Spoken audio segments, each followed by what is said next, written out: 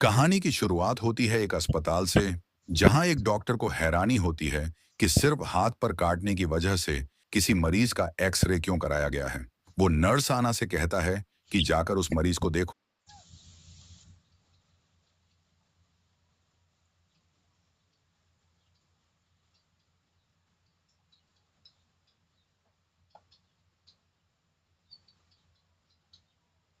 कहानी की शुरुआत होती है एक अस्पताल से, जहां एक डॉक्टर को हैरानी होती है कि सिर्फ हाथ पर काटने की वजह से किसी मरीज का एक्सरे क्यों कराया गया है।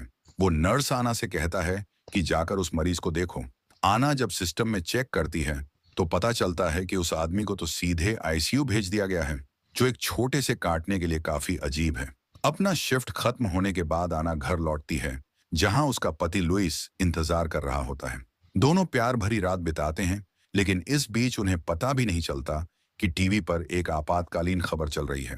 अगली सुबह लुइस की नींद खुलती है जब वो अपनी छोटी पड़ोसी विवियन को दरवाजे के बाहर खड़ा देखता है। पर जैसे ही वो रोशनी में आती है, लुइस के होश उड़ जाते हैं, क्योंकि उसके चेहरे पर खून ही खून लगा होता है। लुइस जल्दी से आना को कहता है कि एम्बुलेंस बुलाओ, और वो बच्ची के पास जाता है। लेकिन तभी अचानक विवियन उस पर झपट पड़ती है और उसकी गर्दन काट लेती है। आना घबराकर उसे धक्का देती है और कमरे का दरवाजा बंद कर देती है। वो लुइस की चोट दबाने की कोशिश करती है, लेकिन कुछ ही पल में उसकी सांसें थम जाती हैं। आना फोन करती है, लेकिन लाइन पर बस यही सुनाई देता है, सारे सर्किट्स व्यस्त हैं। तभी दरवाजे पर जोर जोर से ठक ठक होने लगती है, और तभी लुइस उठ जाता है। लेकिन अब वो इंसान नहीं, वो जॉम्बी बन चुका है। लुइस उस पर हमला करता है, लेकिन आना किसी तरह उसे धक्का देकर भागती है। वो बाथरूम में जाकर छिपती है और खिड़की खोलने की कोशिश करती है, पर खिड़की फंसी होती है। घर में कुछ देर के लिए सन्नाटा छा जाता है। वो धीरे से अपने पति का नाम लेती है। तभी दरवाजा टूटकर खुल जाता है। आना जल्दी से खिड़की खोलती है, बाहर चढ़ती है, और जैसे ही लुइस उसे पकड़ने की कोशिश करता है, वो उसे लात मारकर नीचे गिरा देती है और घर से बाहर कूद जाती है। बाहर का मंजर किसी कयामत से कम नहीं था। सड़कों पर लोग चीख रहे थे, घर जल रहे थे, और दूर कहीं से धमाकों की आवाजें आ रही थीं। आना घबराई हुई सड़क पर निकलती है और एक पड़ोसी से पूछती है कि आखिर चल क्या रहा है। लेकिन वो आदमी गुस्से में आकर उसे दूर रहने को कहता है और बंदूक तान देता है। तभी अचानक तेज रफ्तार में आती एक एम्बुलेंस उसे कुचलकर निकल जाती है, बिना रुके, बिना पीछे देखे। उसी वक्त आना देखती है कि उसका पति लुइस, जो अब जॉम्बी बन चुका है, घर से बाहर निकल आया है। डर के मारे आना तुरंत अपनी कार में बैठती है, लेकिन लुइस कार पर कूद जाता है और शीशा तोड़ने लगता है। किसी तरह आना इंजन स्टार्ट करती है और तेजी से गाड़ी भगाती है। गाड़ी झटका खाती है और लुइस नीचे गिर जाता है। पूरा शहर हाहाकार में डूबा हुआ है। सड़कें जाम हैं, लोग पागलों की तरह दौड़ रहे हैं। कोई मदद के लिए चिल्ला रहा है तो कोई किसी की कार पर कूद रहा है। रेडियो पर एक एंकर बार बार कह रहा है, घर में रहो, दरवाजे और खिड़कियां बंद रखो। यहां तक कि मिलिट्री बेस भी अब सुरक्षित नहीं है। आना बमुश्किल गाड़ी चलाती हुई हाईवे तक पहुंचती है, जहां चारों तरफ धमाके और आग नजर आ रही है। सड़कों पर जॉम्बी खुलेआम लोगों को खा रहे हैं।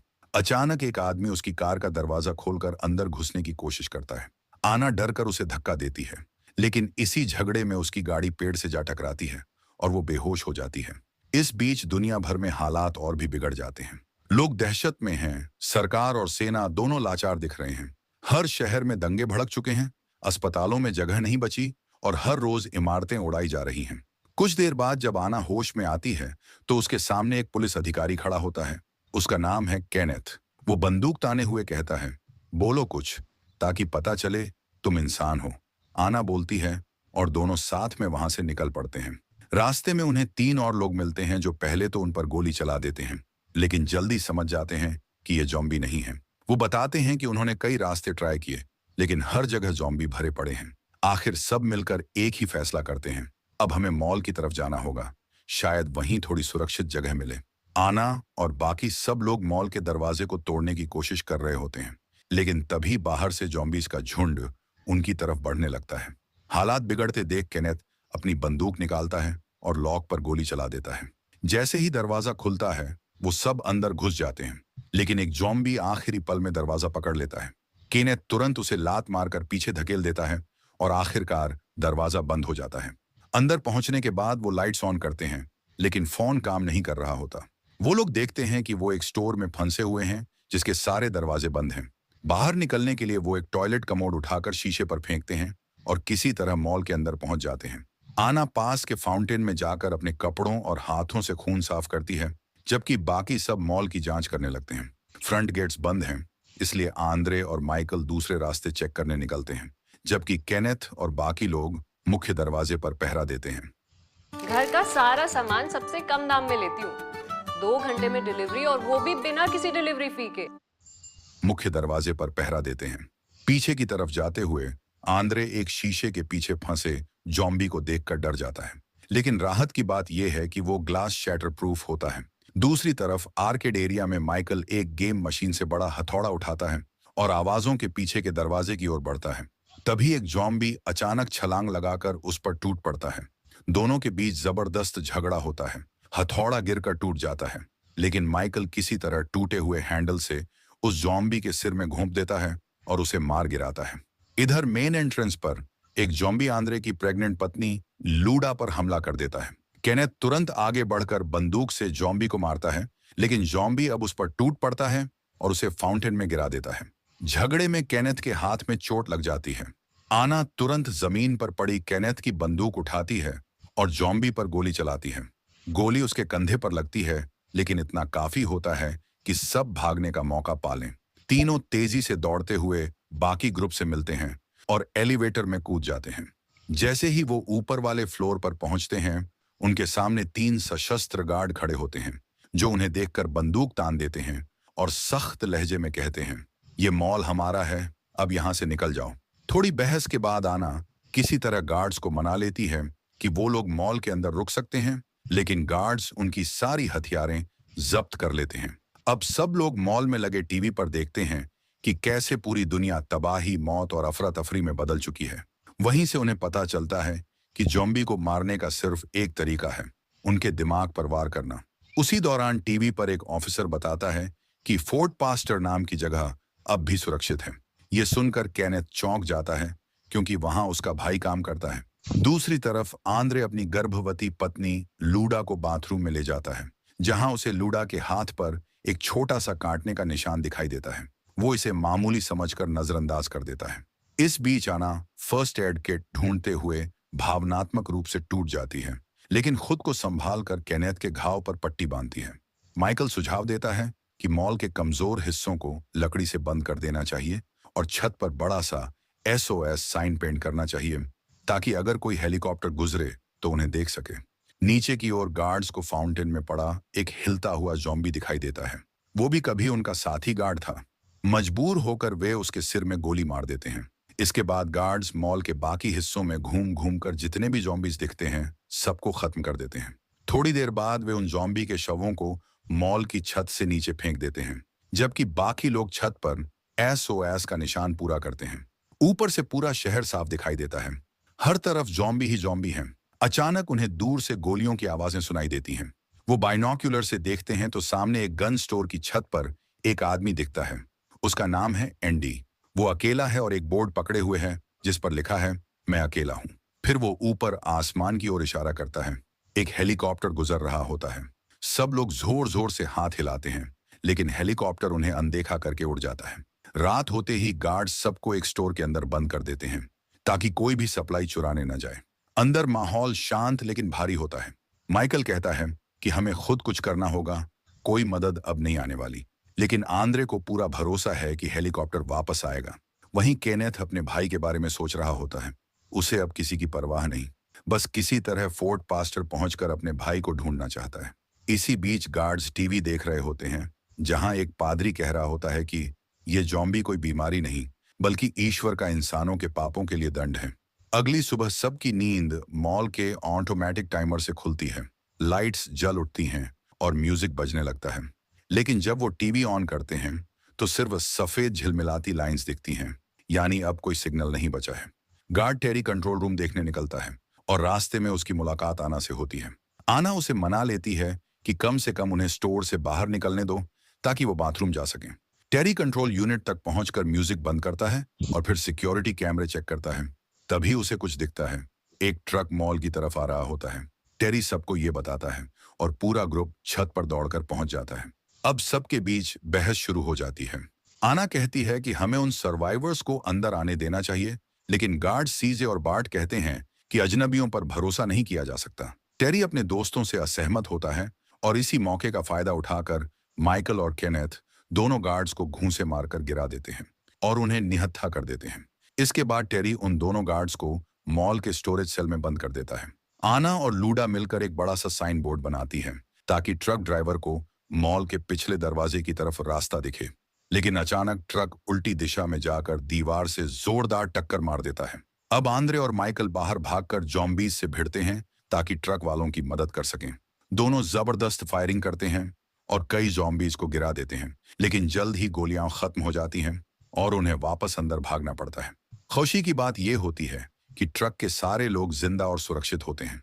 दरअसल उन्होंने ट्रक को जानबूझकर बिल्डिंग से टकराया था ताकि वो ऊपर चढ़कर मॉल के अंदर घुस सकें बिना जॉम्बीज के हाथ लगे। अंदर आने के बाद आना आगे बढ़कर सबका चेकअप करने लगती है। उनमें से एक औरत बहुत बुरी हालत में होती है। उसे व्हील बैरोज पर बैठाकर लाया गया होता है। इस बीच केनेथ कहता है कि अब हमें ट्रक लेकर फोर्ट पास्टर पहुंचना चाहिए, लेकिन स्टीव और नॉर्मा बताते हैं कि वो वहीं से आए हैं और अब वहां भी सिर्फ जॉम्बीज ही बचे हैं। ये सुनकर केनेथ गुस्से में छत पर चला जाता है। वहां वो दूर अपने दोस्त एंडी को देखता है जो अपने गन स्टोर की छत पर खड़ा होता है। दोनों साइन बोर्ड्स के जरिए बात करते हैं। केनेथ उसे बताता है कि फोर्ट पास्टर अब खत्म हो चुका है और कोई मदद नहीं आने वाली। एंडी जवाब में एक तंज या साइन उठाता है जिस पर कुछ मजाकिया लिखा होता है।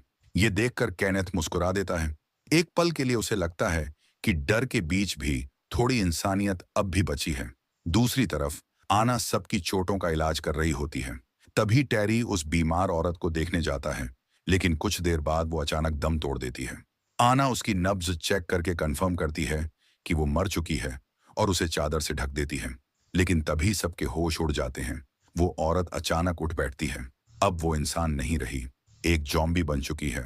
सब घबराकर भागने लगते हैं, जबकि आना हिम्मत दिखाती है और लोहे की छड़ उठाकर जैसे ही जॉम्बी उसके पास आती है, सीधा उसकी आंख में घोंप देती है। ये देखकर आना सबको बताती है कि जॉम्बी बनने की वजह किसी वायरस या जादू से नहीं, बल्कि काटे जाने से होती है। अगर किसी को जॉम्बी काट ले तो कुछ देर बाद वो खुद जॉम्बी बन जाता है। तभी पता चलता है कि फ्रैंक को भी काटा गया है। आना कहती है कि उसे तुरंत अलग कर देना चाहिए, लेकिन माइकल और केनेथ मानते हैं कि उसे अभी मार देना बेहतर है, वरना देर हो जाएगी। आना भागकर फ्रैंक को चेतावनी देती है। उसकी बेटी निकोल रोते हुए पापा की जिंदगी की भीख मांगती है, लेकिन कोई उसकी बात नहीं मानता। उसे आखिरी बार अपने पिता से मिलने दिया जाता है। इसके बाद केनेथ फ्रैंक को एक बंद कमरे में ले जाता है। वहां वो इंतजार करता है कि कब फ्रैंक जॉम्बी बने, और जैसे ही वो बदलता है, केनेथ गोली मारकर उसका सिर उड़ा देता है। धीरे धीरे कुछ दिन बीत जाते हैं। अब सब लोग मॉल के अंदर खुद को बिजी रखने की कोशिश करते हैं। केनेथ और सामने वाली बिल्डिंग में फंसे एंडी साइन बोर्ड पर लिखकर शतरंज खेलते हैं। आना और माइकल साथ में मूवी देखते हैं, जबकि टेरी और निकोल छत पर बैठकर तारों को निहारते हैं। वहीं स्टीव अपनी गर्लफ्रेंड मोनिका के साथ रोमांस में बिजी रहता है या फिर छत पर गोल्फ खेलता है। उसकी गेंदें कई बार नीचे खड़े जॉम्बीज को लगती हैं। मॉल के बाहर हर दिन जॉम्बीज की भीड़ बढ़ती जा रही होती है। लोग अक्सर एंडी को साइन पर लिखकर बताते हैं कि कौन से जॉम्बी को शूट करो, और एंडी अपनी सटीक निशानेबाजी से उन्हें गिरा देता है। एक रात सब लोग साथ में डिनर करते हुए अपने खोए हुए अपनों की बातें कर रहे होते हैं। तभी अचानक पूरे मॉल की बिजली चली जाती है। दूसरी तरफ आंद्रे अपनी पत्नी लूडा के पास भागकर पहुंचता है। वो कई दिनों से बहुत बीमार थी, इसीलिए आंद्रे ने उसे बिस्तर से बांध रखा था। उसी वक्त 4 लोग बिजली का जनरेटर ठीक करने के लिए बेसमेंट की ओर जाते हैं। दीवारों पर खून के निशान दिखते हैं और अंधेरे में कुछ हिलता हुआ नजर आता है। सब अपने हथियार तैयार कर लेते हैं, लेकिन राहत की बात यह होती है कि वो बस एक कुत्ता निकलता है। माइकल उसे बुलाता है और वो कुत्ता शांत दिखाई देता है, लेकिन अचानक वो जोर से भौंकने लगता है। अगले ही पल छत से एक जॉम्बी छलांग लगाता है और बार्ट की गर्दन काट लेता है। इस आवाज से और जॉम्बीज भी वहां पहुंच जाते हैं। बाकी सब लोग जान बचाने के लिए भागते हैं, लेकिन बार्ट अब नहीं बच पाता। उसे जॉम्बीज नोच नोच कर खा जाते हैं। माइकल और केनेथ जल्दी से गेट खोलते हैं ताकि सब अंदर जा सकें। वो लोग गेट पर ताला लगाते हैं और ऊपर चढ़ते जॉम्बीज पर गोलियां बरसाने लगते हैं, लेकिन गोलियां बहुत कम बची होती हैं। तभी माइकल पास में पड़ा ईंधन पंप देखता है और जॉम्बीज पर पेट्रोल डाल देता है। सीजे एक लाइटर फेंकता है और अगले ही पल जबरदस्त धमाका होता है। पूरा इलाका आग की लपटों में घिर जाता है और सारे ज़ॉम्बीज जलकर खाक हो जाते हैं। उधर आंद्रे अपनी पत्नी लूडा के पास बैठा होता है। वो अपनी आखिरी सांस ले रही होती है। आंद्रे उसे प्यार से आखिरी बार चूमता है, लेकिन तभी उसकी नजर उसके पेट पर जाती है। बच्चा अभी भी हिल रहा होता है। वो हैरान रह जाता है, मगर पीछे हटता है क्योंकि लूडा अब जॉम्बी बन चुकी होती है। आंद्रे सावधानी से उसकी मुंह पर बेल्ट बांध देता है ताकि वो काट ना सके, और उसी हालत में वो बच्चे को जन्म देती है। उसी समय नॉर्मा अंदर आती है, जो देखती है कि लूडा जॉम्बी बन चुकी है और आंद्रे अपनी गोद में नवजात बच्चा लिए बैठा है। बिना देर किए नॉर्मा गोली चलाती है और लूडा को मार देती है। गुस्से में आंद्रे पलटकर उस पर फायर करता है। दोनों के बीच गोलीबारी होती है और आखिर में दोनों एक दूसरे को मार देते हैं। गोलीबारी की आवाज सुनकर बाकी सब लोग उस कमरे की ओर भागते हैं। वहां नॉर्मा जमीन पर पड़ी होती है, अपनी आखिरी सांसें ले रही है। टेरी उसे गोली मारने वाला होता है, लेकिन आना उसे रोकती है। वो कहती है कि नॉर्मा पहले ही मर चुकी है, अब वो जॉम्बी नहीं बनेगी। इसके बाद सबकी नजर पास पड़े बच्चे पर जाती है और ये देखकर सबके रोंगटे खड़े हो जाते हैं। वो बच्ची भी जॉम्बी बन चुकी होती है। मजबूरी में आना और बाकी लोग उसे मार देते हैं ताकि वो किसी को नुकसान न पहुंचा सके। फिर सब लाशों को बाहर ले जाते हैं और जनरेटर को ठीक करते हैं ताकि मॉल में फिर से बिजली आ सके। केनेथ कहता है कि यहीं बैठे मौत का इंतजार करना खुद मरने से भी ज्यादा बुरा है। आना जवाब देती है कि मैं यहां मरना नहीं चाहती। तभी माइकल बताता है कि उसने गैराज में 2 बसें देखी हैं, जिन्हें मजबूत बनाकर वो लोग भाग सकते हैं। स्टीव मजाक में कहता है कि वो अपनी नाव पर चला जाएगा, लेकिन फिर सबको एहसास होता है क्यों ना किसी द्वीप पर भागा जाए, वहां शायद जॉम्बीज ना हो। अब पूरा ग्रुप मिलकर मॉल के टूल्स और मशीनों का इस्तेमाल करके बसों को रेनफोर्स करने में लग जाता है। दिन रात मेहनत करते हैं ताकि भागने की कोई उम्मीद बच सके। इसी बीच एक ब्रेक के दौरान आना और माइकल एक दूसरे के काफी करीब आ जाते हैं। दोनों को एक दूसरे में थोड़ी राहत मिलती है। अब उनकी योजना है कि जाते वक्त एंडी को भी साथ लें, क्योंकि उसके पास हथियारों का अच्छा स्टॉक होगा। केनेथ साइन बोर्ड के जरिए एंडी को प्लान बताता है। सीखो, ऐप डाउनलोड करो, स्टेप समझो और घर बैठे ही ऑनलाइन ड्राइविंग लाइसेंस बना लो। इंस्टॉल नाउ पे क्लिक करो और अभी सीखो ऐप डाउनलोड करो। Trendy college styles now on Meesho. Download the app for up to 35% off on your first order. Plan बताता है, लेकिन एंडी जवाब में लिखता है हंग्री, यानी वो भूखा है। अब केनेथ समझ जाता है कि वो बहुत कमजोर हो चुका है। टीम सोचती है कि अगर उन्होंने उसे खाना नहीं पहुंचाया तो वो एस्केप डे तक जिंदा नहीं रहेगा। तभी किसी को याद आता है कुत्ते पर जॉम्बीज ने कभी हमला नहीं किया था, तो सब मिलकर प्लान बनाते हैं कि वही कुत्ता एंडी तक खाना और रेडियो लेकर जाएगा। प्लान काम करता है। कुत्ता जॉम्बीज के बीच से बिना किसी खतरे के निकल जाता है, लेकिन जैसे ही एंडी उसका दरवाजा खोलकर खाना लेता है, कुछ जॉम्बीज हाथ अंदर डालने की कोशिश करते हैं। एंडी तुरंत उन्हें गोली मार देता है और दरवाजा बंद कर देता है। मगर अब बहुत देर हो चुकी होती है। रेडियो पर एंडी की आवाज आती है, मुझे काट लिया गया है। निकोल ये सुनते ही घबरा जाती है। वो किसी की नहीं सुनती और अकेले ही ट्रक में बैठकर बंदूकों की दुकान की ओर निकल पड़ती है, अपने प्यारे कुत्ते को बचाने के लिए। वो ट्रक को सीधे दुकान के सामने पार्क करती है और अंदर भाग जाती है, जबकि बाहर सैकड़ों जॉम्बीज ट्रक पर चढ़ने लगते हैं। ग्रुप को रेडियो से निकोल की आवाज सुनाई देती है। निकोल उस वक्त अपने कुत्ते को बचाने गई होती है। तभी केनेथ छत पर जाकर हालात देखने निकलता है, लेकिन वहां पहुंचकर उसे एक डरावना नजारा दिखता है। उसका दोस्त एंडी अब जॉम्बी बन चुका होता है और उसकी बनाई हुई आई एम अलाइव वाली निशानी अब खून के दागों में बदल चुकी होती है। दूसरी तरफ एंडी अंदर लौट जाता है और निकोल खुद को छिपा लेती है ताकि वो उसे देख न ले। ये देखकर ग्रुप फैसला करता है कि उन्हें निकोल को किसी भी हालत में बचाना होगा, क्योंकि उसी रास्ते से उन्हें और हथियार भी मिल सकते हैं। वे सब सीवर के रास्ते निकलते हैं, जबकि स्टीव को दरवाजे पर गार्ड की तरह छोड़ दिया जाता है। काफी देर चलने के बाद जब वो बाहर निकलते हैं तो सड़क पर निकलते ही उन्हें दर्जनों जॉम्बी घेर लेते हैं। सब तुरंत फायरिंग शुरू कर देते हैं। केनेथ कई जॉम्बीज को मार देता है, लेकिन एक जॉम्बी उसका हथियार छीन लेता है। फिर सब लोग ट्रक में चढ़ते हैं और सीधे उस दुकान की तरफ बढ़ते हैं जहां एंडी था। वे जल्दी से डॉग डोर से अंदर घुस जाते हैं और पीछे से दरवाजा बंद कर देते हैं, इससे पहले कि जॉम्बी उन तक पहुंचे। अंदर पहुंचकर सब जितने हथियार उठा सकते हैं उठा लेते हैं। फर्श पर पड़े खून के निशान उन्हें एंडी तक ले जाते हैं, जो अब दरवाजे पर जोर से चोटें कर रहा होता है। केनेथ भारी दिल से अपने पुराने दोस्त एंडी से माफी मांगता है और फिर उसे सिर में गोली मार देता है ताकि निकोल को बचाया जा सके। लेकिन अब उन्हें वापसी का रास्ता भी सोचना होता है।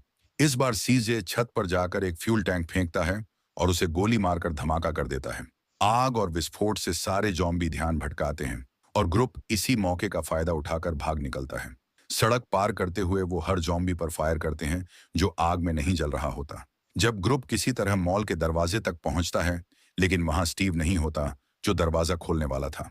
तभी पीछे से जॉम्बी सीढ़ियां चढ़ते हुए आने लगते हैं। सब लोग फायरिंग शुरू कर देते हैं ताकि उन्हें थोड़ा वक्त मिल सके।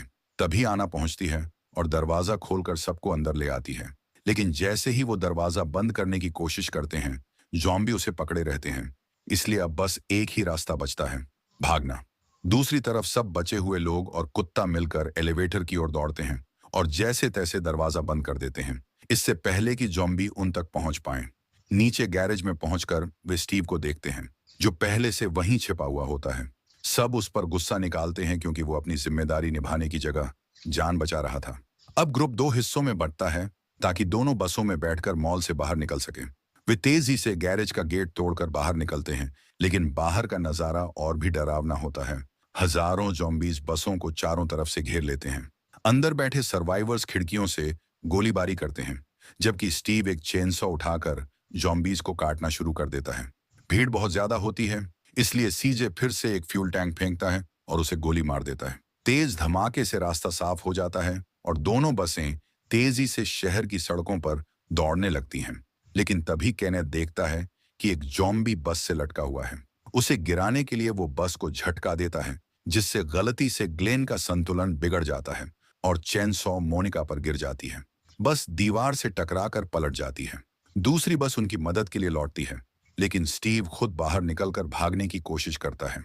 तभी एक जॉम्बी उस पर झपट पड़ता है और उसे मार डालता है। इस बीच आना को पता चलता है कि मोनिका और ग्लेन दोनों मर चुके हैं। जब वो पीछे मुड़ती है तो स्टीव अब जॉम्बी बन चुका होता है। वो उस पर गोली चलाती है और उसे खत्म कर देती है। इसी बीच बाहर और जॉम्बीज आ जाते हैं, इसलिए सब लोग फायरिंग करके आना को कवर देते हैं ताकि वो स्टीव की लाश से बोट की चाबियां निकाल सके। वो फुर्ती से ऐसा करती है और बाकी ग्रुप के पास लौट आती है। माइकल उसे अंदर खींच लेता है और सीजे आखिरी बार दरवाजे पर खड़े जॉम्बीज को उड़ाता है ताकि वे बस बंद कर सकें। अब बस पूरी रफ्तार से निकलती है और गेट तोड़ते हुए सीधे घाट तक पहुंचती है। वो लगभग पानी में गिर ही जाती है, लेकिन किनारे पर अटक जाती है। सब लोग तुरंत बोट की तरफ भागते हैं, जबकि जॉम्बी पीछे तक पहुंच जाते हैं। इसी दौरान सीजे पूरी तरह घिर जाता है, तो वो आखिरी फ्यूल टैंक को उड़ाकर अपने साथ सारे जॉम्बीज को भी खत्म कर देता है। बाकी लोग बोट तक पहुंच जाते हैं, लेकिन तभी माइकल बताता है कि उसे काट लिया गया है। आना के आंसू निकल आते हैं, लेकिन माइकल मुस्कुराकर उसे अलविदा कहता है और बोट को धक्का देकर उसे आगे भेज देता है। जब सब सुरक्षित दूरी पर पहुंच जाते हैं, तो माइकल खुद को गोली मार लेता है। आखिर में सिर्फ आना, केनेथ, निकोल, टेरी और कुत्ता ही बचते हैं। वो बोट लेकर दूर तक सफर करते हैं। रास्ते में उन्हें एक और नाव मिलती है, लेकिन उसके अंदर एक जॉम्बी होता है जिसे वो तुरंत मार देते हैं। कई दिन बाद जब उनका ईंधन खत्म हो जाता है और खाना सड़ने लगता है, वे एक द्वीप तक पहुंचते हैं। लेकिन जैसे ही उतरते हैं, उन्हें पता चलता है कि वो जगह भी जॉम्बीज से भरी हुई है। और इसी सीन के साथ ये फिल्म खत्म हो जाती है। पहली बार शेयर खरीदते हैं